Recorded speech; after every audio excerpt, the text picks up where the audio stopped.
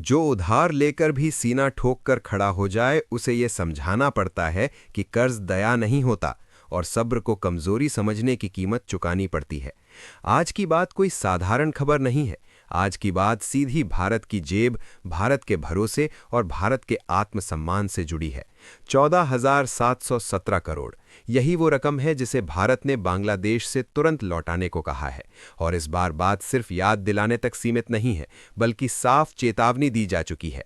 अगर पैसा नहीं लौटा तो लीगल एक्शन होगा और उसके बाद कूटनीतिक, आर्थिक और रणनीतिक कदम भी उठाए जाएंगे। अब कुछ लोग कह रहे हैं कि ये रिश्तों में कड़वाहट लाएगा, कुछ इसे राजनीति बता रहे हैं, लेकिन असली सवाल ये है कि क्या भारत का पैसा मजाक है? क्या दोस्ती के नाम पर अरबों रुपये डकार जाना सही है? और अगर आज भारत चुप रहा तो कल दुनिया भारत को किस नज़र से देखेगी? इस पूरी कहानी की जड़ें जाती हैं साल 2015 में। उस वक्त बांग्लादेश की सत्ता में शेख हसीना थीं और भारत में नरेंद्र मोदी प्रधानमंत्री थे। दोनों नेताओं के बीच तालमेल अच्छा था। भारत और बांग्लादेश के रिश्ते उस दौर में अपने सबसे बेहतर चरण में माने जाते थे।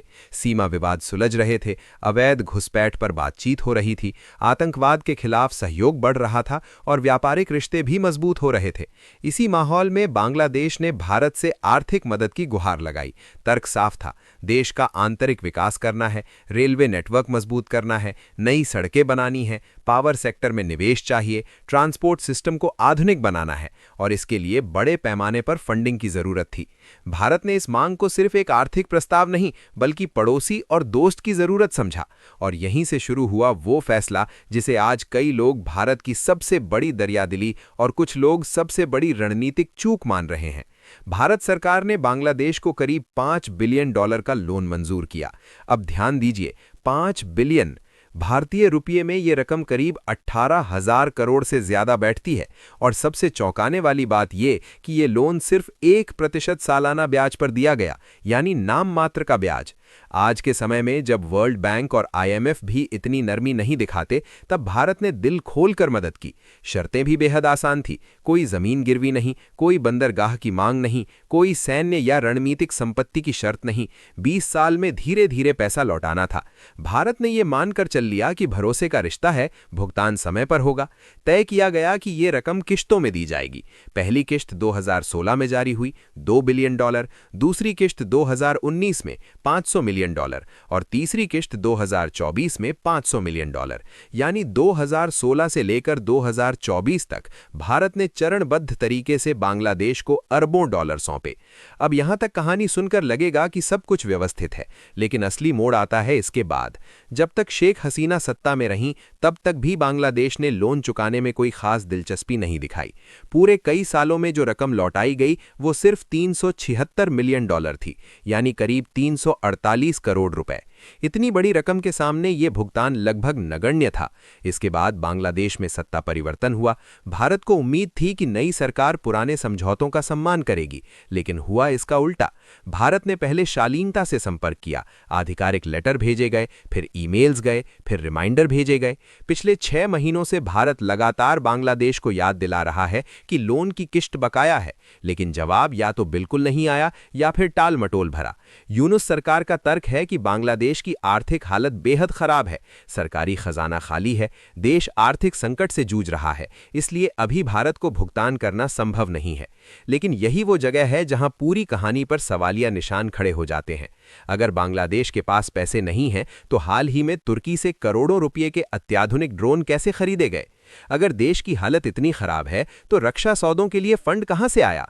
क्या भारत का कर्ज इतना गैर जरूरी है कि उसे सबसे आखिर में रखा जाए? भारत ने कभी नहीं कहा कि एक साथ पूरा पैसा लौटा दो, किश्तों में भी चलेगा, लेकिन कम से कम ईमानदारी तो दिखाई जाए, संवाद तो हो, जवाब तो आए। लेकिन यहां तो हालात ऐसे हैं जैसे भारत का पैसा किसी का एहसान ही नहीं था। अब भारत का सब्र जवाब दे रहा है और यही वजह है कि सख्त रुख अपनाने की तैयारी हो चुकी है। रिपोर्ट्स के मुताबिक अगर बांग्लादेश ने जल्द भुगतान शुरू नहीं किया तो भारत कई स्तरों पर दबाव बनाएगा। सबसे पहले कूटनीतिक स्तर पर असर दिखेगा। बांग्लादेश को कुछ अहम आर्थिक और रणनीतिक प्राथमिकता सूचियों से बाहर किया जा सकता है। टेक्निकल और डेवलपमेंट सपोर्ट पर रोक लग सकती है। भारत की मदद से बांग्लादेश में जो भी इंफ्रास्ट्रक्चर और पावर प्रोजेक्ट्स चल रहे हैं उन्हें रोका जा सकता है। आगामी भारतीय बजट में बांग्लादेश के लिए रखी गई आर्थिक सहायता में कटौती हो सकती है। भविष्य में किसी भी तरह की नई फंडिंग या सॉफ्ट लोन पर पूरी तरह ब्रेक लग सकता है।